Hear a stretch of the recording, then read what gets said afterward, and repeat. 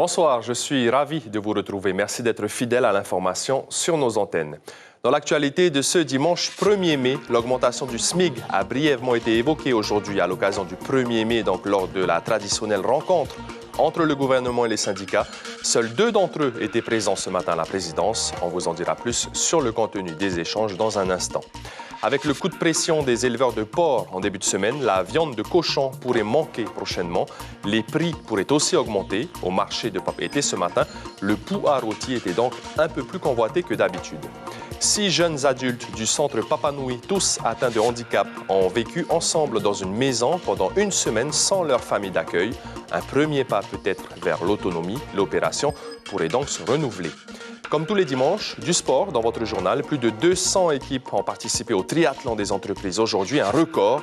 Et puis les mini-jeux du Pacifique se préparent. Ils auront lieu aux îles Mariannes au mois de juin. David Chang est avec nous en plateau pour nous partager ces 2 actualités sportives et bien d'autres.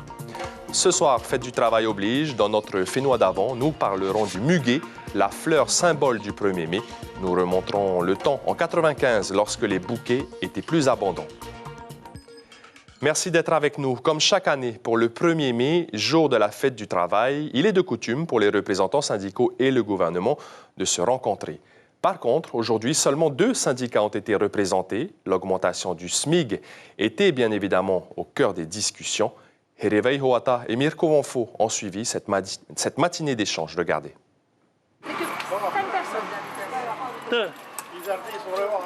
Tu dis à M. le Président, on ne vient pas.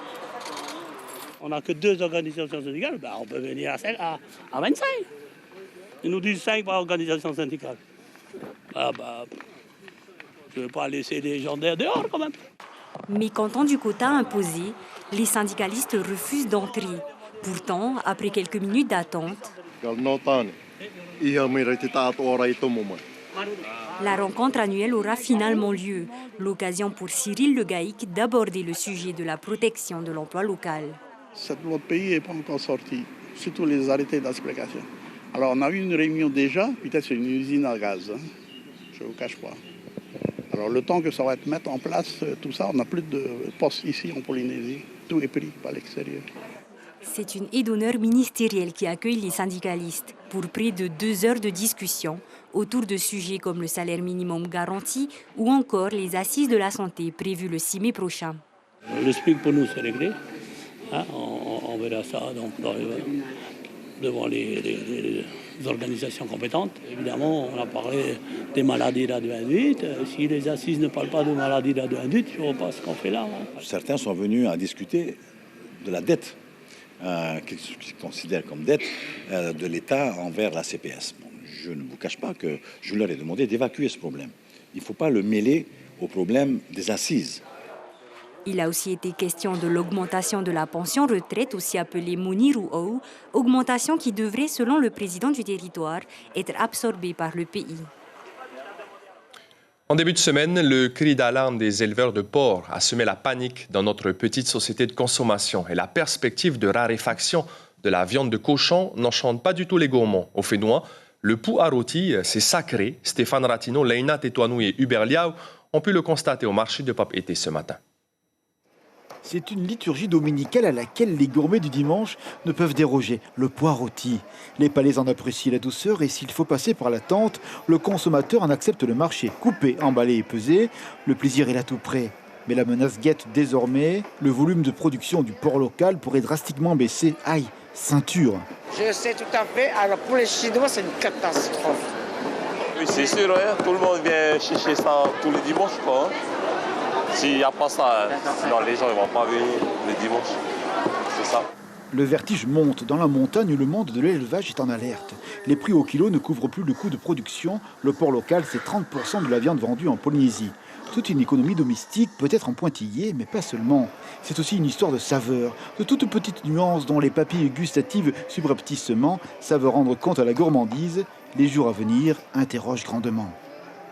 On avait déjà notre stock de la semaine dernière. La semaine prochaine, on craint un petit peu. Voilà, on fait avec les importés. On mange local et on consomme local. Importé, c'est pas trop bon, hein. Et jamais ça perdu dans le temps. Pour nous, on n'a plus de mal, on ne saura pas quoi vendre, quoi. Hein. On a tellement l'habitude de vendre ça tous les dimanches que les gens viennent. Et si jamais on ne vend pas ça, c'est notre gagne-pain, ça.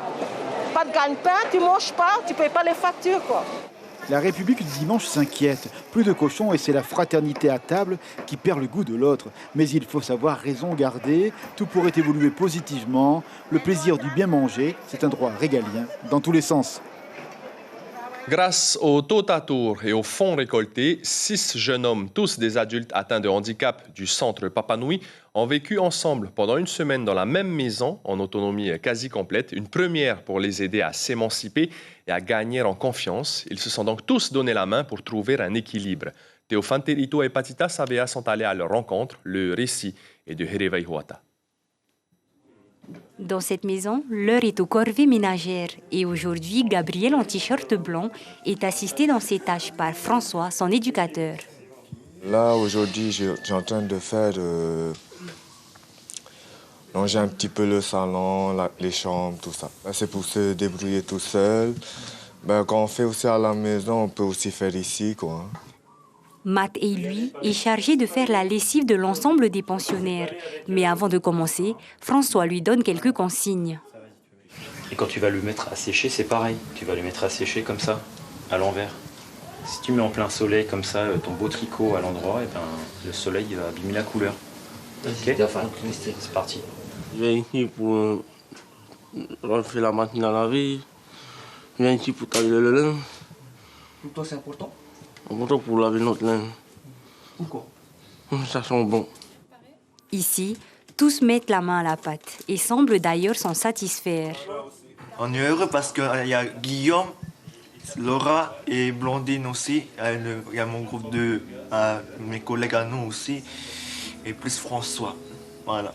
Ça fait une petite semaine qu'on est là sur cette maison, là, sur la commune Punaouia. Et puis voilà, on a voulu mettre en place un séjour avec pour thème mise en situation vie active. Donc on a essayé d'englober un peu tout ce qui peut représenter les activités de tout à chacun quand il est en situation de travail et en situation de vie privée. Le centre Papanui souhaite acquérir une maison avec pour objectif de continuer ses stages d'immersion. Le Ofaur Amé des protestants, c'était aujourd'hui. Cette fête est l'occasion notamment de récolter des fonds et ainsi participer à la vie de l'Église. Aujourd'hui, à la paroisse protestante Maui de Papeari, une centaine d'enfants âgés de 3 à 19 ans ont présenté un spectacle entièrement en Reo Tahiti. L'ancien directeur du service d'État de l'aviation civile, Guy Young, est décédé hier. Il avait 79 ans. C'était le premier Polynésien à avoir fait Polytechnique, la plus prestigieuse école d'ingénieurs de France. Véritable figure de la communauté chinoise de Tahiti, il avait notamment présidé durant plusieurs années des associations culturelles chinoises. On passe désormais à notre page sportive du dimanche soir. Tout à Sport, c'est tout de suite.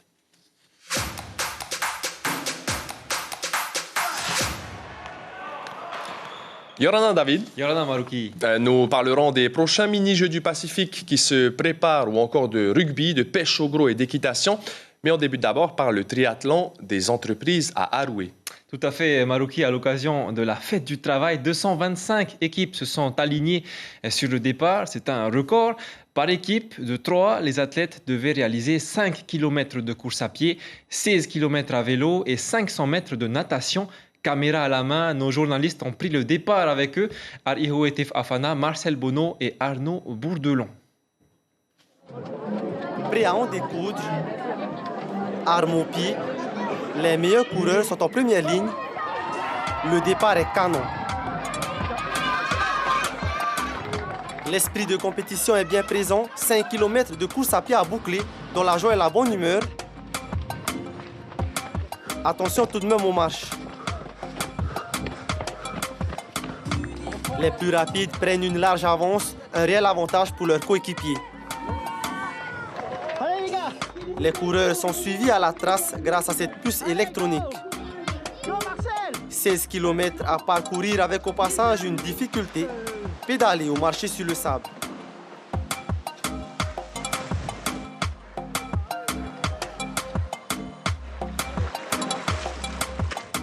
À chacun sa technique pour aller le plus vite possible. Certains connaissent le principe de l'aérodynamisme.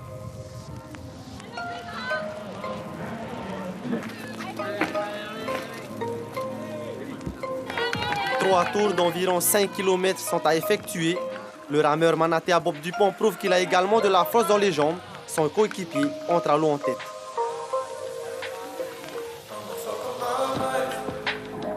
« 500 mètres à nager autour du Motu d'Aroué avant de franchir la ligne d'arrivée.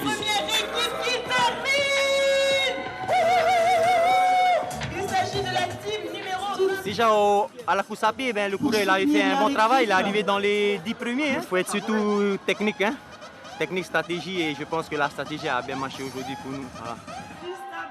Même s'il n'y a qu'un gagnant, cet événement est le rendez-vous sportif des entreprises, un moment convivial à savourer entre collègues. L'essentiel, c'est de voler le plaisir.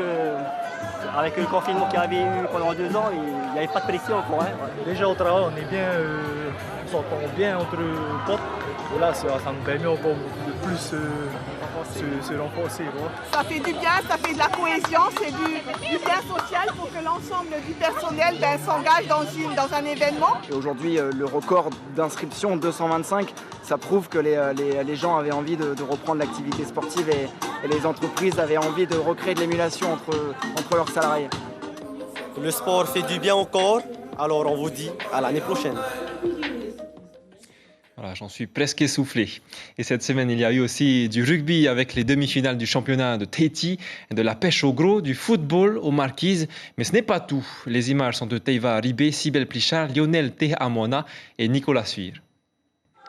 Les demi-finales du championnat de Tahiti de rugby à 15 ont eu lieu samedi soir à Fataoua. La première rencontre opposait le Punauia RC au club de jeunesse rugby de Moorea. Punauia s'est imposé 39-17. En deuxième demi-finale, Paea a battu Pape Ete 20-14. Finale inédite donc le samedi 7 mai avec Paea contre Punauia. La première journée de championnat de Tahiti de pêche au gros a eu lieu hier avec un départ donné la veille à minuit. 63 bateaux participants, 59 pièces ramenées, dont 37 mahi-mahi. Il y a eu notamment un haura de 111 kg pêché par Teiva Amin. Il remporte le premier prix de la catégorie, soit 150 000 francs, et aussi le jackpot de 590 000 francs. À Uapau, après 2 ans d'absence, la jeunesse de Nukuhiva et de Uapau était au rendez-vous ce week-end du côté de Hakahau pour le festival U9-U11. Le tournoi a rassemblé des clubs de Nukuhiva avec l'AS Jeunesse Marquisienne, l'AS TNC et l'AS Hoatanui. Les 2 clubs de Lille étaient également sur place, l'AS Paumaka et l'AS Saint-Étienne. Une véritable satisfaction pour les jeunes et les éducateurs bénévoles. Les entraînements de l'association polynésienne de tir à l'arc reprennent. Le week-end dernier, les membres de l'école de tir s'exerçaient au tir en campagne, un entraînement qui avait lieu sur un parcours de 12 cibles et qui permettra aux participants d'être au meilleur niveau pour une compétition le 11 juin à Moorea sur le site du lycée agricole. Et la Coupe de Tahiti Nui d'équitation était organisée hier et aujourd'hui, David, à l'hippodrome de Pirée. Oui, la journée d'hier était consacrée au dressage. Il s'agissait d'évaluer la capacité de chaque compétiteur à discipliner son cheval. Au programme donc, pas de saut d'obstacle, mais un périmètre de 60 par 20 mètres dans lequel il fallait réaliser un certain nombre de figures. Antonin Miané, le cadre technique de la Fédération polynésienne d'équitation, nous parle de l'accompagnement des compétiteurs. On l'écoute. Le dressage, c'est une discipline où on ne saute pas d'obstacle. On est à l'intérieur d'un grand rectangle qui fait 60 par 20 mètres. Et l'objectif, c'est de montrer tout le travail qu'on a fait de dressage, justement, de maniabilité sur son cheval. Les chevaux évoluent avec les cavaliers et on a tout un lot de figures imposées, comme au patinage artistique. Et on est noté sur chaque figure que l'on fait, sur la qualité technique, sur le design, sur la propreté de la figure. Et tous les cavaliers sont encadrés toute l'année par les enseignants des différents clubs qui les font progresser et à aller aux différentes compétitions du championnat de Polynésie pour l'apothéose, cette Coupe de Tahiti Nui qui est notre événement phare de l'année. Les mini-jeux du Pacifique reportés d'une année auront lieu du 17 au 25 juin à Saipan, aux îles Mariannes. Et une délégation polynésienne de 140 personnes fera le déplacement. Cette rencontre permet à nos sportifs de se mettre au niveau des prochains Jeux du Pacifique qui auront lieu en 2023 aux îles Salomon. Il ne reste qu'1 jour au COPF pour préparer les accréditations des athlètes et des accompagnateurs. Sandroli et Tim Prevost ont suivi l'équipe. Au comité olympique de la Polynésie française, on s'active pour finaliser l'ensemble des accréditations avant le 2 mai, date de clôture. Les fédérations concernées doivent remettre les noms des athlètes présélectionnés avec photo, passeport et passe vaccinal pour que le 12 mai, les listes soient arrêtées ainsi que les sélections. On a de gros problèmes avec les fédérations qui ne nous donnent pas les documents à temps. Ou quand ils nous donnent les documents, par exemple, si on prend un passeport, il n'est pas valide. Il faut une validité jusqu'au 22 décembre 2022. Et donc, on se rend compte qu'il faut refaire le passeport. Concernant la course de pirogue, la Fédération tahitienne de Va'a est prête. Elle a retenu les 28 rameurs, femmes et hommes, qui ont fait les meilleurs temps en individuel lors de la dernière course de vitesse. Le COPF a demandé à ce qu'on ait les 14 noms, c'est-à-dire les sélectionnés. Donc hier, nous avons préparé la liste des 14 et nous avons rajouté avec 3 autres remplaçants. Donc on est à 17 en filles et 17 en garçons. Au prochain mini-jeu du Pacifique, 9 disciplines seront programmées. Va'a, triathlon, tennis, haltérophilie, badminton, golf, athlétisme, beach volley et baseball. La délégation participera à 8 disciplines puisque la 9e, qui est le baseball, est un sport non pratiqué en Polynésie. Les mini-jeux, c'est entre les deux grands jeux. Ça a permis, je dirais, aux fédérations soit de voir l'évolution de leurs athlètes en devenir. Pour certains, sont sur cette démarche. Pour d'autres, qui n'auront pas l'opportunité, par exemple, d'avoir leur discipline retenue au grand jeu de Salomon, ils vont pour gagner. Parce que, voilà. Donc on n'est pas dans une philosophie unique. On est en fonction, je dirais, de la vision de chacune des participants. Le COPF vise la première place du podium en comptant sur le Va'a qui pourrait remporter 12 médailles d'or. La délégation quittera le Fénois le 14 juin par un vol affrété par RTN et retour prévu le 27 juin. Voilà, avant de se quitter, je vous propose de voir ces images filmées sur la mythique vague de Teahupo'o hier. Il y a en ce moment une sacrée grosse houle au niveau de la passe de Hawaii. Vous le voyez, il s'agit de Arihoe Tefafana sur son foil. Les images sont de Dominique Mosqueira.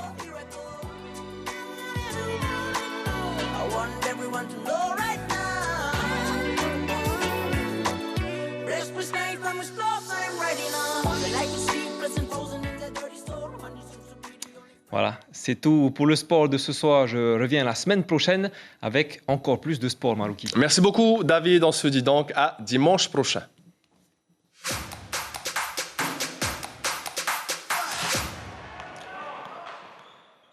Les premières vendanges de l'année ont débuté dans les vignes de Rangiroa. Elles doivent durer environ un mois. Les travailleurs commencent à récolter très tôt, dès 6 heures du matin, pour éviter les pics de chaleur durant la journée. Les raisins sont ensuite transférés à l'usine, au village de Avatoru, pour être pressés, conservés, fermentés. Les 4 types de vins de Tahiti sont tous certifiés bio. Écoutez Sébastien Tépénier, œnologue, au micro de Belen Ferro. Alors la principale variété ici, c'est le Carignan et l'Italia. Le Carignan, c'est un raisin rouge et l'Italia, c'est un raisin blanc. L'Italia est plutôt utilisé comme raisin de table, mais c'est un raisin muscaté qui est très aromatique. Donc utilisé en petites touches dans le blanc de corail et le rosé, mais qui est utilisé en plus grande partie dans le Mona Mona. Alors on voit bien sur ce pied de vigne qu'on a différents niveaux de maturité. Là on a des grappes qui ne sont pas tout à fait mûres, et puis là on a une grappe, en tout cas dont le niveau de maturité est parfait pour nous. C'est pour ça qu'on a besoin de passer plusieurs fois.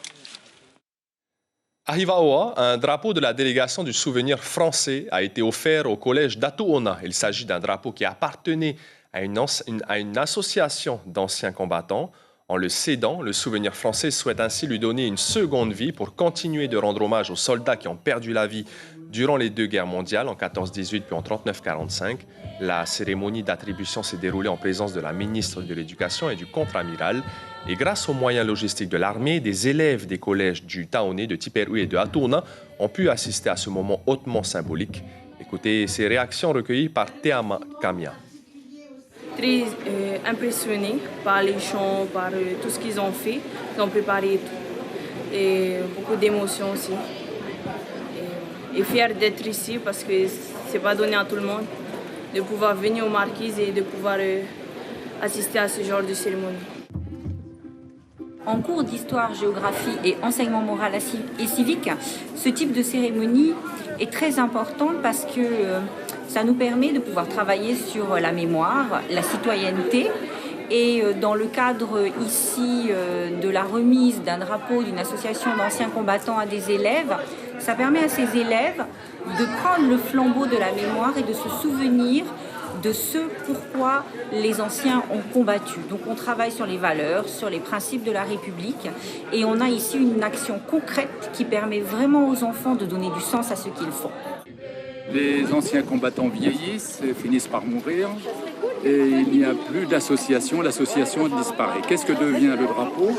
Eh bien le drapeau, dans le meilleur des cas, c'est le président qui le garde et qui le met dans sa salle de séjour ou dans son salon pour montrer à ses enfants, à ses invités.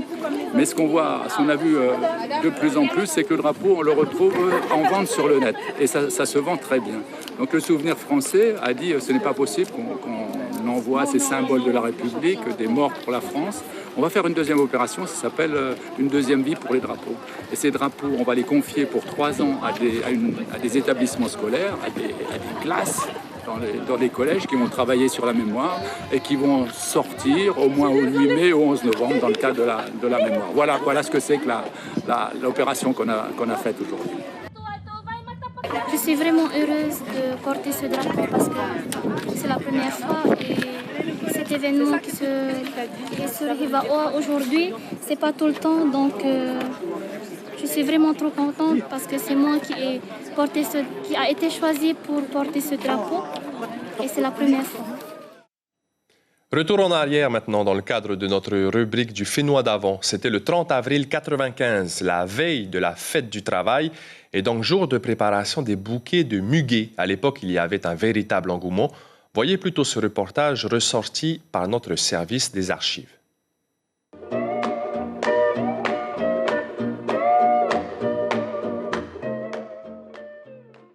Il est revenu le temps du muguet.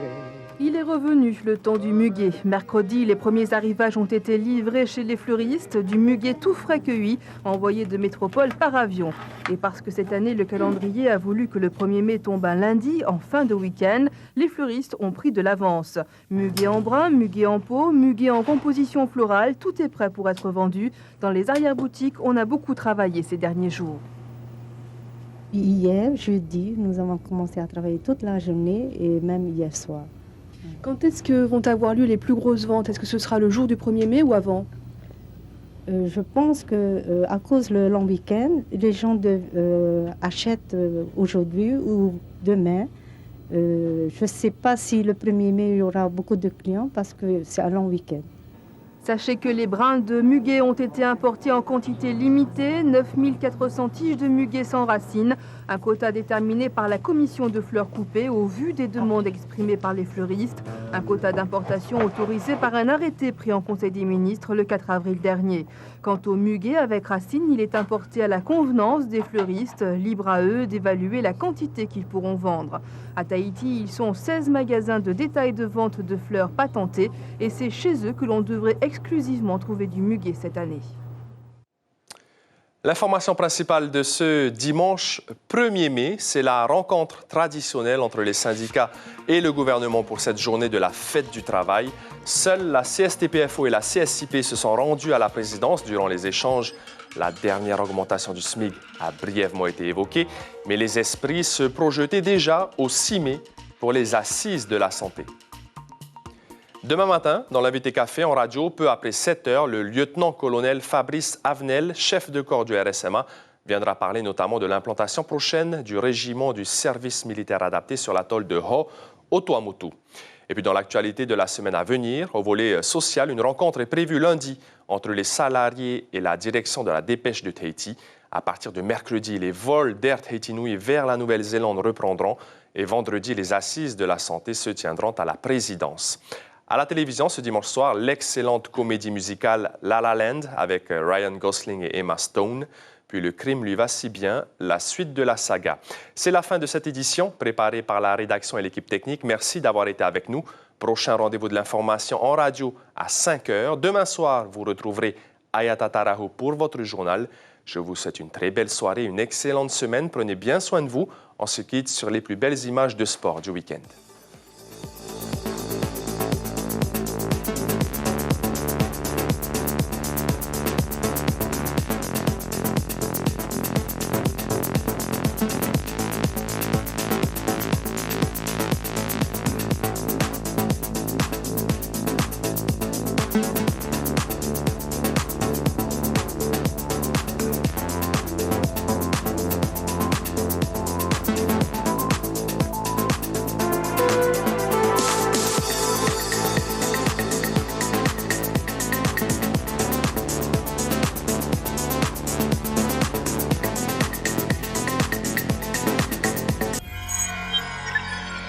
Retrouvez ce programme en replay sur notre site internet.